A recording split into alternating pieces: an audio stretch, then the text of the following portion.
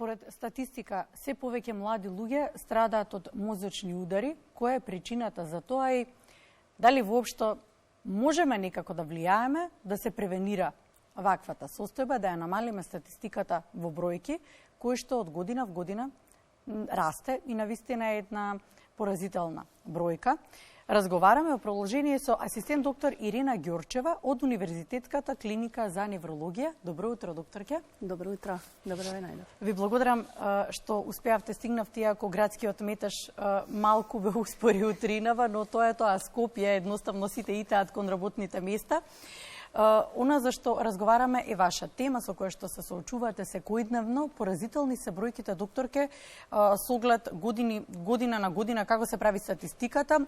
15% од оваа болест се препишува на пациентите над 18 години. Има пораст во статистиката. Да, навистина има голем пораст во статистиката. Правени се големи студии како на национални нивоа, така и на европски и светски нивоа. Например, Данскиот регистар за пациенти покажува дека од 1994 до 2012 година мозочниот удар кај млади индивидуи, кај млади возрастни индивидуи, дури бележи пораст од 43%, додека хоспитализација, што се однесува на хоспитализација, додека хоспитализацијата за транзиторна исхемична атака всушност достигнала 3 пати поголема бројка отколку претходно, што е навистина поразително. Такви се податоците и од други европски земји слични, како на пример. Тоа сакав да ве прашам, како сме ние во споредба со другите земји? Ние во споредба со другите земји, па да речеме дека бројките се горе-долу слични со тоа што ние допред некое време водевме во Европа по мозочен удар на, да речем, национално ниво. Значи, Македонија е европски водач во мозочниот удар, во стапката на мозочен удар. А што се припишува ваквата состојба? Па се припишува на повеќе фактори. Еден од тие фактори е всушност доста превентабилен. Во самиот наш животен стил доминираат доста работи кои што може лесно да се превенираат, лесно да се променат, како што е, например, пушењето, консумацијата на алкохол, нездравата исхрана, дебелината, неактивниот начин на живот, високиот крвен притисок, тој може да се третира, постои терапија за притисок, нели? И други здравствени состојби, како што е, например, диабетесот, зголемените мрсноти во крвта. Значи, сето тоа може да се регулира со едноставни промени во животниот стил, кај оние кои што е тоа возможно се разбира, кај кои што не е контраиндицирано, и со терапија соодветна, ако животниот стил не е доволен. Малку ни си паримете и животниот стил, со оглед на тоа дека поминавме квалитетни 3 години, речиси, пандемија.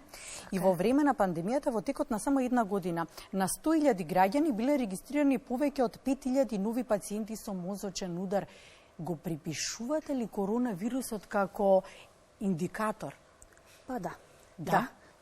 Всушност, некако единствена причина, меѓутоа како уште еден додатен индикатор, како што рековте, бидејќи мозочниот, односно самата COVID состојба, односно COVID-19 болеста, предизвикува често кај пациентите, не кај сите пациенти, меѓутоа доста често предизвикува една хипертромбофилна состојба, односно состојба на зголемено згручување на крвта. А тоа зголемено згручување на крвта, знаеме дека тромбите може да залетаат било каде. Па така, меѓу другото и во мозокот, со што ќе предизвикаат исхемичен мозочен удар. Кога сме веќе кај коронавирусот, за лица кои што прележале коронавирус, невролошките последици беа почести. Добро, тука беа и кардиоваскуларните, но невролошките некако предничеа. Имавте ли состојба во која што кај вас на клиника, во која што на сметка на прележан COVID се случи мозочен удар? Зборувам за состојба во која што нема коморбидитети или некои други здравствени проблеми. Како што ги споменавте вие, диабетес и така натаму, да. Се случува, бидејќи тие тромбофилни состојби едноставно предизвикуваат, да речам, поголема можност за мозочен удар поради тие згрчувања на крвта, но исто така предизвикуваат и други невролошки последици, COVID инфекциите, како што е, например, автоимуниот НМДА енцефалитис, или како што се, например, некои главоболки чести поврзани после COVID пациентот ги поврзува и така натаму. Навистина една огромна палета на заболувања, особено невролошки состојби, кои што се директно како последица на COVID и кои што се уште се предмет на истражување. Така, значи, важно е дека вие, според вашето искуство, но и следите студии, се консултирате, верувам, и со колеги од регионот, но и пошироко, припишувате врз основа на COVID дека е можно да се случи и да индицира мозочен удар. Да, апсолутно. Затоа што се уште веќе состојби на згручување на крвта, да. Да, ве прашувам убаво, нели прецизно, затоа што се уште се истражува за COVID, за последиците и со неголема сигурност и точност се посочува дека е индикатор за нешто. Од тие причини ве прашувам. Така е. Веќе има студии, меѓутоа се уште ги очекуваме резултатите од големи мултинационални, мултицентрични студии. Всушност и клиниката за неврологија во моментот прави една анализа која што треба да учествува, треба да учествува во поголема студија со која што ќе имаме некои поопширни резултати, но досега резултатите како што се, нели, такви какви што се сега, како што ги имаме свежи, досега укажуваат на тоа дека навистина може да постои врска причинско-последична. Доктор, ќе остануваме на оваа тема. Гледачите се разбира, ги задржуваме на Македонската радио телевизија. Правиме куса пауза за информативен преглед точно во 8 часот, а веднаш потоа разговараме за симптомите, како да препознаете, но и одговараме на можеби најклучното прашање. Можно ли е да се превенира ваквата состојба? Надам дека го задржуваме вашето внимание на тема мозочни удари. Разговараме со асистент доктор Ирина Ѓорчева од Универзитетската клиника за неврологија. Доктор, ке стигнавме до едно од клучните прашања, општо земено како граѓани треба да го знаеме тоа и во ситуација кога треба и да помогнеме некому, ако препознаеме дел од симптомите кои што укажуваат на мозочен удар. Да. Дел од симптомите кои што укажуваат на мозочен удар, кои што јас секогаш им ги кажувам на моите студенти за кои што држам практична настава, за предната циркулација, тие се, да речам, скратуваат со кратинката брзо или на англиски fast. Брзо јави се, нели, на брза помош, доколку раката ти е послаба или евентуално ногата или и двете, потоа зборувањето е променето или образот е искривен. Често имаме централна пареза на фацијалниот нерв. Значи, тие 3-4 симптома, ако ги знаеме основни за мозочен удар во предната циркулација, веќе сме направиле многу за пациентот и како, нели, од општа култура и лекарите од примарната здравствена заштита да знаат дека веднаш треба пациентот да се однесе на клиника за неврологија. Докторке, тие се јавуваат последователно или потребен е период?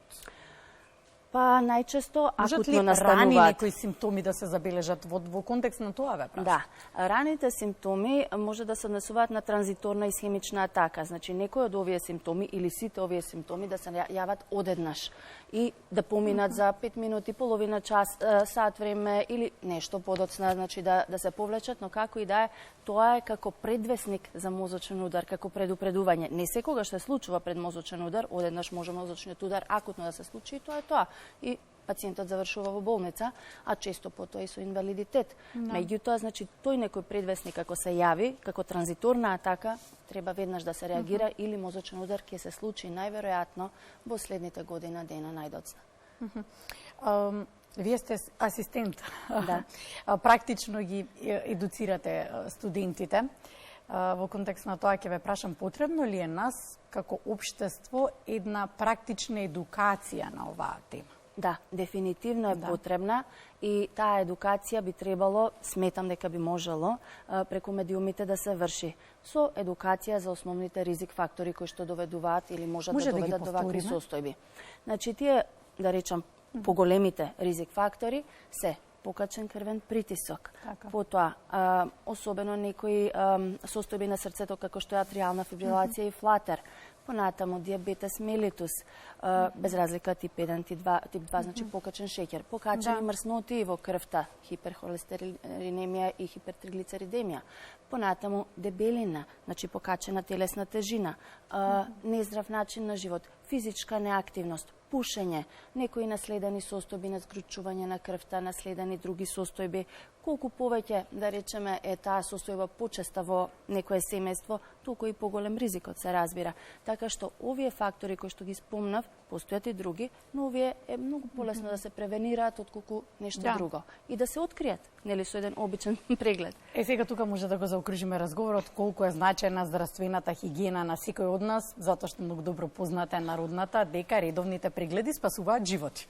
Така е. Редовните прегледи на вистина спасуваат животи и секој еден граѓанин може и е во служба на неговото здравје редовно да појде кај својот матичен лекар, да му измерат притисок, да направи една крвна слика со гликемија, со мрсноти, за да се види што од тоа може да се превенира, односно да се промени доколку е променето во некоја негативна насока и доколку треба терапија, но и самиот животен стил. Се знае што е здрава исхрана, се препорачува најчесто некоја модификација на медитеранската исхрана или медитеранска исхрана, значи без премногу, да речам, кондиторски производи, вештачки работи и особено да не се пуши ниту активно, ниту пасивно. Ви благодарам, докторке, за издвоеното време. Се разбира, се гледаме и во друга прилика. Се надевам дека помогнавме и допревме, може би како вклучување на алармот, дека треба да се направат прегледи. Да, на време. Дефинитивно. Благодарим. Благодарам.